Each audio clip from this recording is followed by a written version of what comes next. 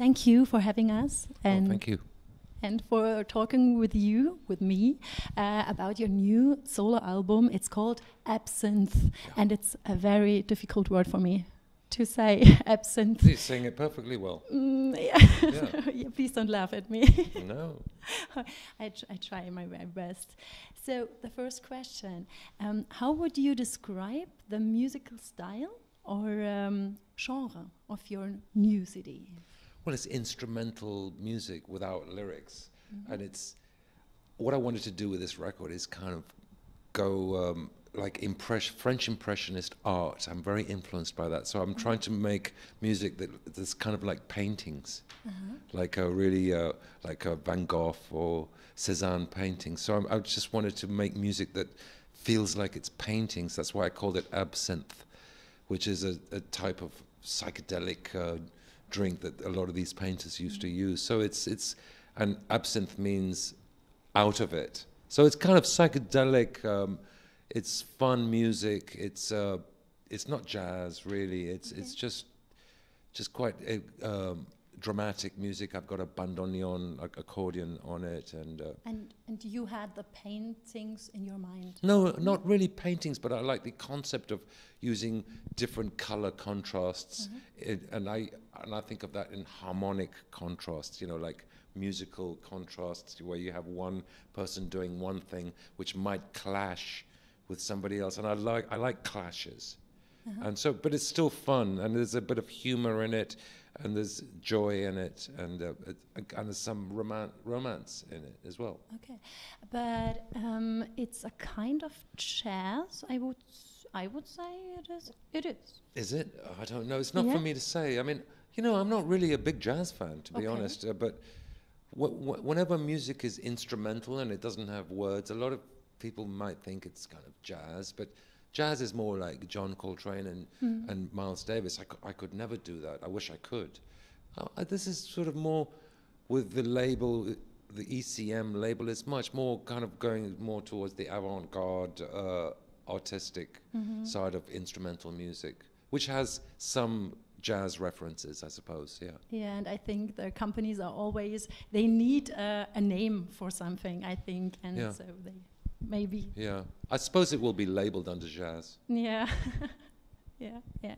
But you live in France. Yes. And I thought because their jazz culture is there very great, as very and the largest, I would say. Yeah. And I thought that is the way that's the point why you live there. No, not at all. The reason I live there is because I like the countryside, and also my wife is French, and we have children who are half French and half English, and I just love the French lifestyle. Okay. And I like the people, I like the language, and the art, the strong emphasis on the arts, how the arts are always highly supported and respected. So as an artist, as a musician, I feel like I'm in a place where, it means something to be an artist, whereas in some countries, it means less to be in the arts. Yeah, that's right. But you also recorded the album in France. Yes, I recorded it in the south of France, in Perne-les-Fontaines, which is a nice part of the south of France. So I'm glad that I had a chance to do that, because I kind of got the French theme into the music. And a lot of the titles are named in French, so it's kind of a strong French theme to this record. Yeah, and the producer was a German guy. A German guy, yeah. He's quite a very famous German producer called Manfred Eicher, who's the founder of the ECM and record label. And double bass player.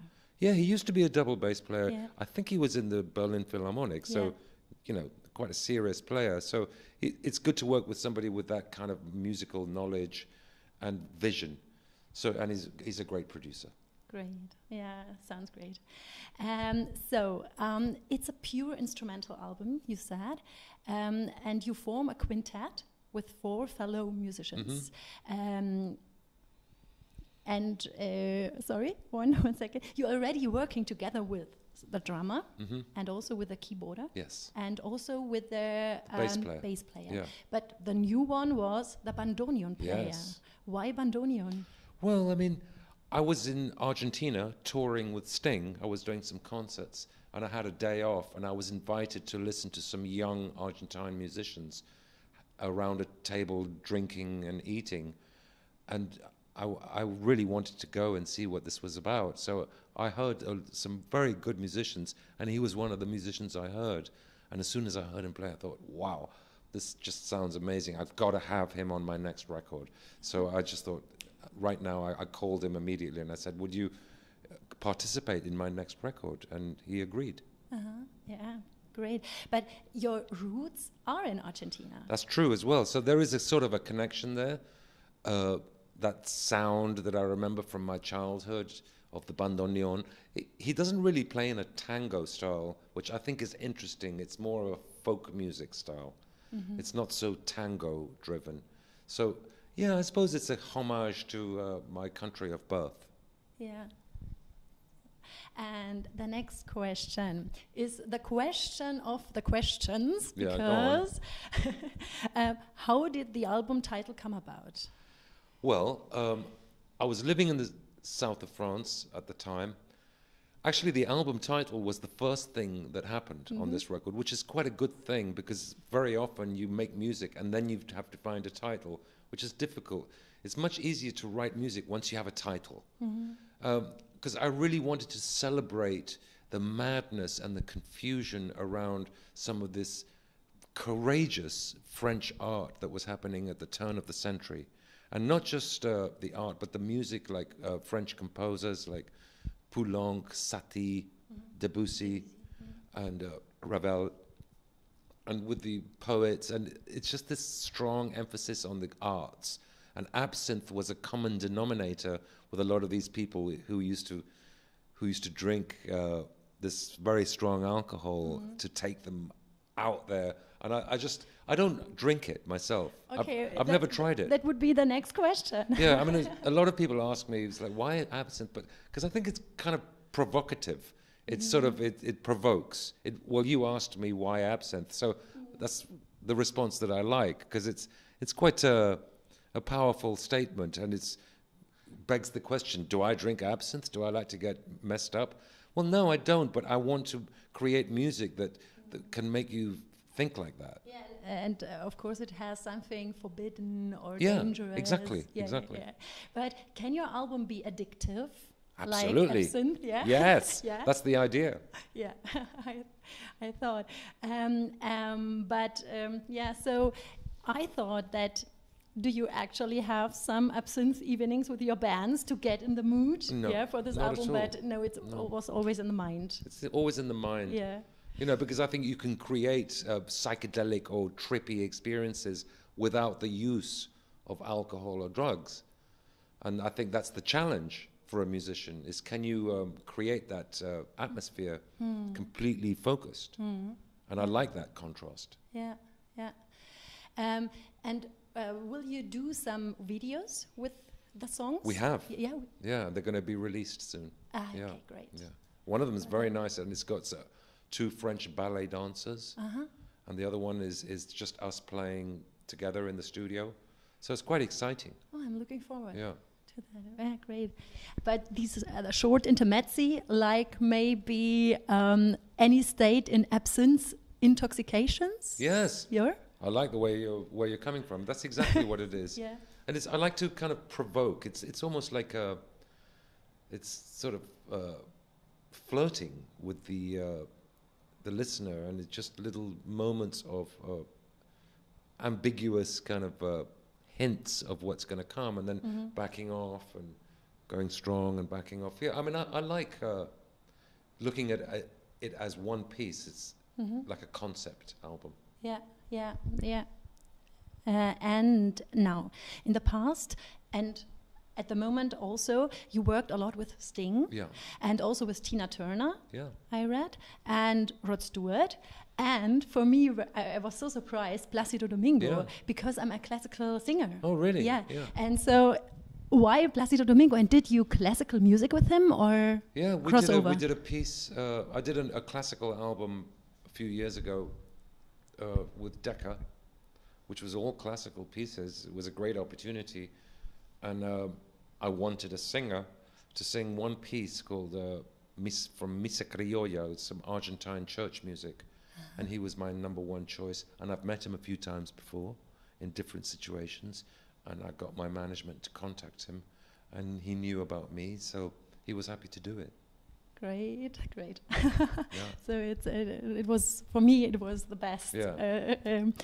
And do you feel, or do you even feel some musical borders between classical music, or do you say, no, it's always my music, No, I don't. That's a good question.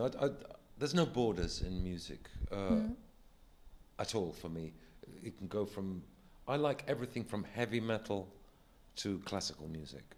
But if it's authentic and real and good, I like it. I respond to it. But it's my responsibility as a musician to not close the door on any style of music. Yeah. Because I need to.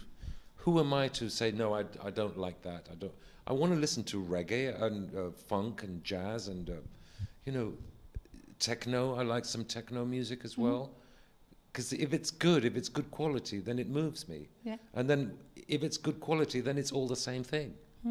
So there's no border at all. Yeah, it's great. And finally, you will play 2 live concerts in Yes. Berlin on 10th and 11th of March. Yeah. So, and it's in the A Train here in Berlin. Yeah. Do you know the club? I know the club. I've played there a few times. It's one of my favorite places to play in all of Germany because it's a tiny club, very, very intimate, and I feel like I'm right there with the audience, and I feel like I'm in a really good experience. Sometimes I'm playing and my guitar is in danger of knocking over a glass of wine. I think that's so amusing because what I normally do with Sting is I play concerts in front of 15,000 people where we're there and they're over there, and there's something really magic about playing. It's like playing in a living room, so it's a really intimate experience, and I always have a lot of fun playing in that club. I hope so much I could see you there. Well, come. Yeah. I try. Yeah. And how do you like Berlin? I love Berlin. Yeah. It's everybody likes Berlin, and it's a very important city, and it's a growing city. A lot of young people here. There's a lot of things going on here, and I'm happy to see that the arts and music, art and dance and everything is very, very strong here in Berlin. It's a kind of the center of the arts and imagination. It seems like this is the center of contemporary German imagination. So I feel like I'm in my community here when I come to Berlin. I feel like I'm somewhere important. And it's very, very cold today. It's freezing outside. Yeah. And the river is kind of freezing over. Yeah. But I've been here in the summer as well when everybody's outside and having fun. I really, really like it here a lot. That's nice. Yeah. Thank you very much, Dominic, for this interview. It was really great to talk with you. I enjoyed it. Thank you very much. Yeah, and all the best. All the best to you too.